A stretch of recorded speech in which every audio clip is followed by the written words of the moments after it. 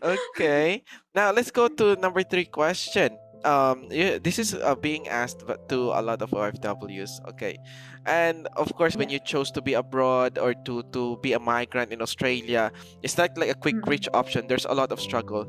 So the question here is, Mm-mm. what steps did you take to become successful in your job abroad? So, yung first step talaga is, di ba may agencies tayo dyan sa Pilipinas? So, Uh, you go to the agency, yeah. And then, di ba yung nung time na yon, sobrang uso pa yung sinasabi na work abroad or live mm, abroad, blah blah blah, in New Zealand. So, New Zealand ako eh. So, nag-try lang, di ba, mga uso doon, mga seminars, ganyan-ganyan. So, mm, punta lang ako one. Pero, parang hindi ako convinced kasi may mga parang discrimination yun din noong time na yon, na parang mag-ano lang sila ng school, accredited school lang ang ano nila, yung priority nila. So, parang hindi priority kasi University of the Visayas. Parang hindi masyadong okay ang reputation siguro. So, parang sabi ko, oh sige, I'll just go with you. Kasi kasama kami sa mga workmates namin. Pero, ako lang yung nurse doon. Tapos sila mga commerce, ganyan-ganyan. So ang nangyari, nung pumunta kami na ako, parang wala akong masyadong ano, kasi sila University of San Carlos, ganyan. So, parang accredited na ano, yun yung mga preferable na schools. Um, so, ang nangyari, ako yung natanggap. So, oh, after silang lahat, hindi sila natanggap. So, after noon, ako na nung nag-continue, ako na lang yung nag-continue. So yun, marami ding mga papers na ano, i-comply. Tas ang number one talaga, yung English exam, which is oh, the yeah. IELTS. Yeah, the IELTS before. So akala ko okay na yon, na ganyan-ganyan. So English, ang IELTS din pala is very ano, yung isa talaga yun sa ano na kailangan mo ipasa, kasi kung wala lahat kung wala yun. So yun, Ah, yung number one is IELTS. After ng IELTS, tuloy-tuloy na. what was the band score So, required sa IELTS, miss? before it was only 6.5. I Oh, think now is 7 or 7.5. is it academic or general module? Academic yung sa amin. Oh, Sa okay. sa registered nurse, oo. So nurses. 6.5 in Yeah. all skills? Overall, like Overall. parang overall. Ah, Oo. okay.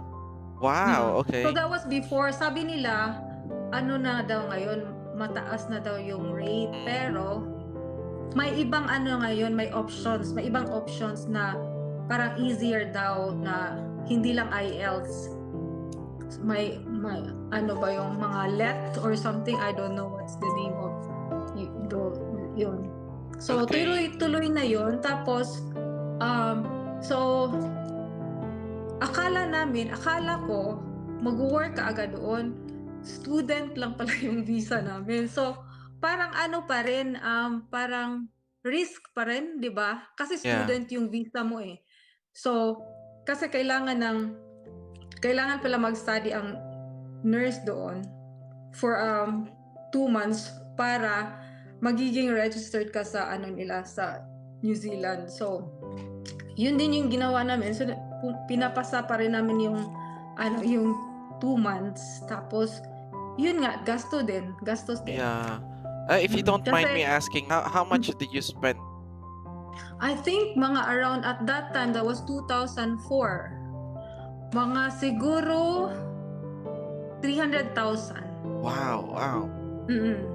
And it's included na yung Including the studying school. as school. And Okay. yeah, kasi yung school ang pinakamahal eh. Mm. Tapos, boarding.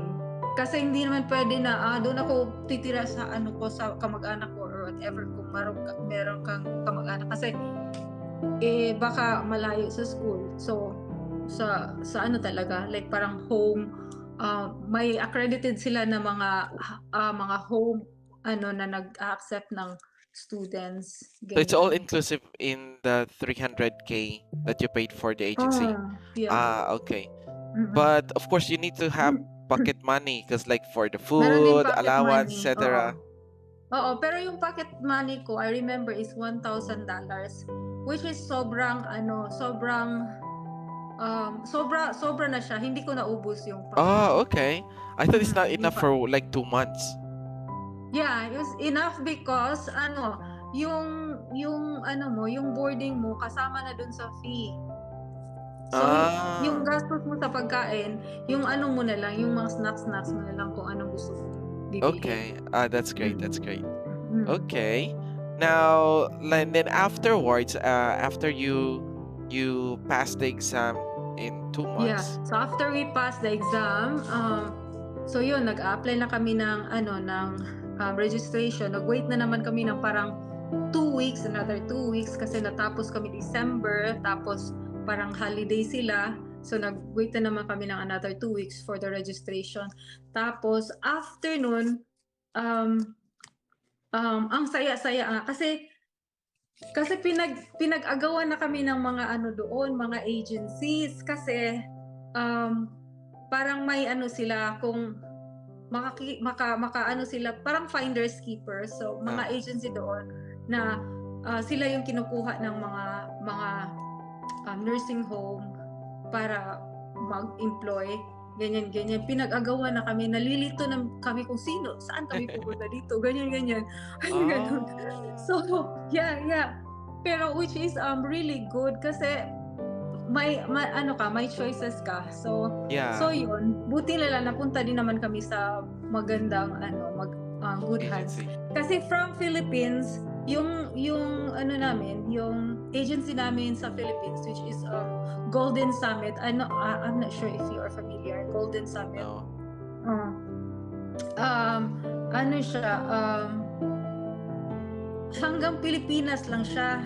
After nung sa amin na. So parang talaga, yung parang pumunta talaga kami doon na parang hindi namin alam kung ano yung pupuntahan namin, kung ano yung kahinatnan. Parang we just live one day at a time, yung ganyan na parang ano nung gagawin natin next, ganyan. So naano naman kami. Napunta naman kami sa right place, yeah. And then, yun, after nung nakuha na namin yung registration, nag-start na kami ng apply. Send na kami ng application, ganyan. Tapos, interview din. Oo. So, meron akong 2 interview. Yung isa hindi ako natanggap. Marami kami. Parang walang natanggap. O parang same kami yung lahat ng sa school namin, sa batch namin. Kasi mostly Filipino and Indians. Kasi parang special lang yan, hindi talaga yung isang yung parang isang school year, ganyan. Special lang yan. So, mga Indians, kasi mga international nurses yan. So, parang lahat kaming mga Pinoy nag-apply doon. Iba kasi yung natin iba kasi yung iba ang setting ng Pilipinas sa setting ng New Zealand. So, nung tinanong kami, wali talaga. Oo. So, yung isa naman na phone interview lang, siguro kailangan nila ng nurses. So, tinanggap na lang kami. I see. Parang 3 din kami natanggap doon sa So, meron pa rin akong kasama na Pilipina. So, which is hindi rin masyadong lonely kasi may kasama ka, yung gano'n. Yeah, that's great. And it all boils down to taking chances. It's like Yeah. Pero alam mo, if we were given we were given the scenario na ganun ang mangyayari, parang siguro maganon kami. Pero ang agency kasi ang galing nila magsalita, di ba? Yeah. So parang, oo. Pero, which is good na rin kasi kasi sometimes parang natatakot ka pag kung sasabihin sa'yo siguro na pagdating mo doon, bahala na kayo, ganyan. Parang hindi na siguro kami pupunta. Yeah. Pero pero very naman yung namin, very supportive naman yung agency namin na everyday nagko-communicate talaga sila sa amin That's kahit great. na ano, Okay. so yun. Yeah, that's wonderful. At least like we've gotten the picture of like what were the struggles that you encountered when you Mm, went there. It's like yeah. it's not all like sunshine and rainbows when you go abroad. Hindi, hindi. Mm. Tapos yung ano, naka-experience pa kami ano, sa New Zealand talaga na yung student, kasi may ano din, may parang um, mag-practice ka rin doon. Yung parang may practical, ano, Uh, ano ka, intern? mag-duty ka sa Is it hospital, internship, oo. miss? Oo, yun yung ganyan. Yeah. Parang 2 weeks 2 weeks man siguro niya, or 4 Mm. weeks. Maka-encounter ka talaga ng mga ano, racist. Oh, really? I thought Oo. it's very very rare sa New Zealand and Australia. Mm, I thought na ano, yun nga, sabi nila, pero now na I'm here in Australia, na ano ko na mas marami doon. Oh, I see, I New see. Zealand, oo. Okay. So at least like of course that's part of the reality. There will always be some rotten Yeah. fruits in a basket, but Yeah. it's not that there are still also good ones. Oh, yes, Yeah. yes. So at least like even sa Filipino, like there are rotten Filipinos and there are some Oh, good yeah, Filipinos. yeah. So well at least like that's something that we have to face working abroad.